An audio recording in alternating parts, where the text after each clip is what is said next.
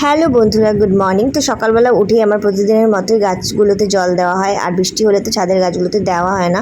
তো যাই হোক, টিভির ক্যাবিনেটের সামনে একটা মানি প্ল্যান্টস রাখা ছিল কাচের গ্লাসে, সেটা প্রতিদিনই জল পাল্টে পাল্টে রাখি। গাছটা বেশ বড় হয়েছে কিন্তু। তো তারপর ডিরেক্ট চলে এসেছি রান্নাঘরে। কাতলা মাছ করেছিলাম সর্ষে আর পোস্ত বাটা দিয়ে, করলা ভাজা করেছিলাম আর করেছিলাম চিকেন।